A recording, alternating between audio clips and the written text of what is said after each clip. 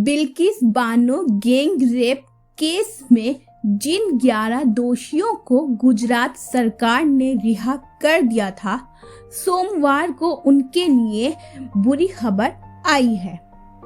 Supreme court ने उन्हें एक बड़ा झटका दिया है।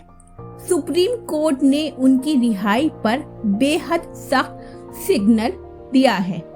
कोर्ट ने कहा है कि वे रिहाई के फैसले को 3 कसौटियों पर परखेगा।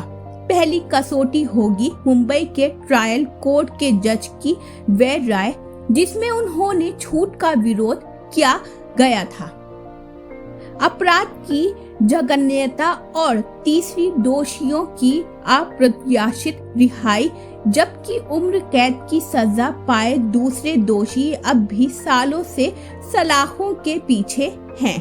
2002 के गुजरात दंगों के दौरान बिल्किस बानो से सामूहिक बलात्कार हुआ था और उनके घर वालों की हत्या कर दी गई थी।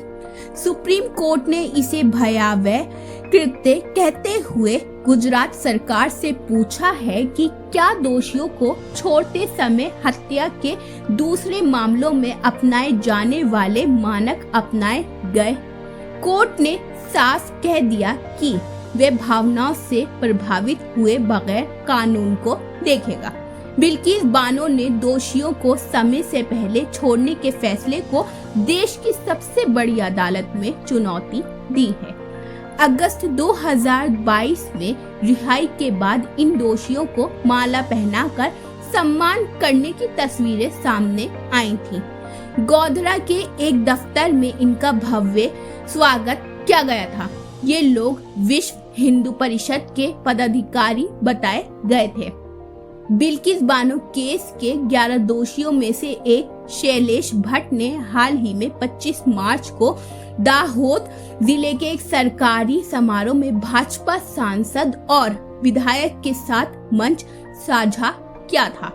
दोषी को सांसद जसवंत सिंह भाभोर और विधायक शैलेश भाभोर के साथ देखा गया।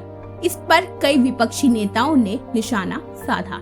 अब इन दोषियों की मुश्किलें बढ़ सकती हैं। सुप्रीम कोर्ट ने सोमवार को इसे 3 पॉइंट टेस्ट बताया, जिसके आधार पर वे उम्र कैद की सजा पाए 11 दोषियों को छोड़ने के गुजरात सरकार के फैसले की वैधता को परखेगा। ये लोग गैंगरेप और मर्डर में शामिल थे।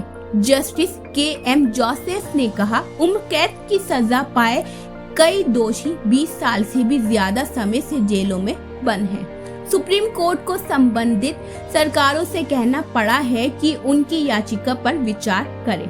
इस केस में विशेष आधार क्या था? गुजरात सरकार ने पिछले साल 10 अगस्त को इन दोषियों को माफी दे दी थी। कोर्ट के आदेश पर इस केस की सुनवाई गुजरात से मुंबई ट्रांसफर की गई थी, क्योंकि वे जेल में 15 साल से ज्यादा वक्त काट चुके थे। कथित तौर से जेल में इनका बर्ताव अच्छा था। महत्वपूर्ण बात यह है कि मुंबई के ट्रायल कोर्ट के जज और CBI किसी तरह की छूट देने के खिलाफ थे, क्योंकि इन लोगों ने जघन्य अपराध किए थे। दोषियों की याचिका को अलग रखते हुए सुप्रीम कोर्ट ने बानो की अर्जी को लीड पिटीशन माना है। बेंच ने एक दोषी के वकील ऋषि मल्होत्रा से कहा, क्षेत्र अधिकारी गुजरात सरकार का न होने को लेकर आप क्या कहेंगे? क्या सुप्रीम कोर्ट अपने 13 मई 2022 के फैसले से किसी ऐसी बॉडी को निर्देश दे सकता है जिसके पास माफी पर फैसला लेने का अधिकार ही नहीं है? मल्होत्रा ने कहा कि बॉम्बे हाई कोर्ट और सुप्रीम कोर्ट ने भी फैसले में कहा था कि छूट देने की दोषियों की अर्जी पर विचार करने के लिए CRPC की धारा 432 के तहत गुजरात सरकार उपयुक्त है। पिछले साल 13 मई को इसे बरकरार रखा और गुजरात से 1992 की माफी नीति के तहत अर्जियों पर विचार करने को कहा।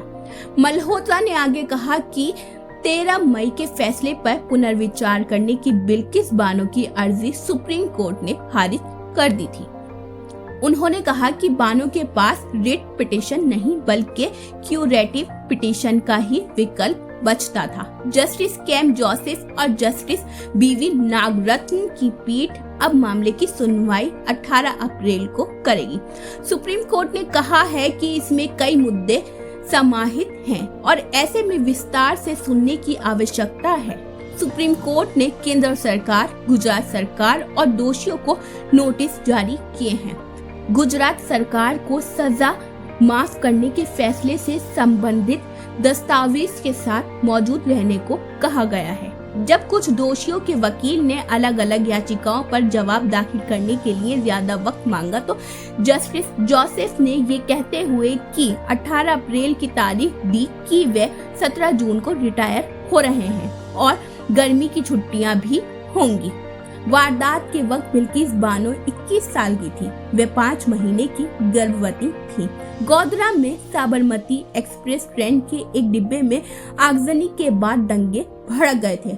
उनके साथ सामूहिक बलात्कार किया गया था और परिवार के 7 लोगों की हत्या कर दी गई थी। इसमें 3 साल की एक बच्ची भी शामिल थी।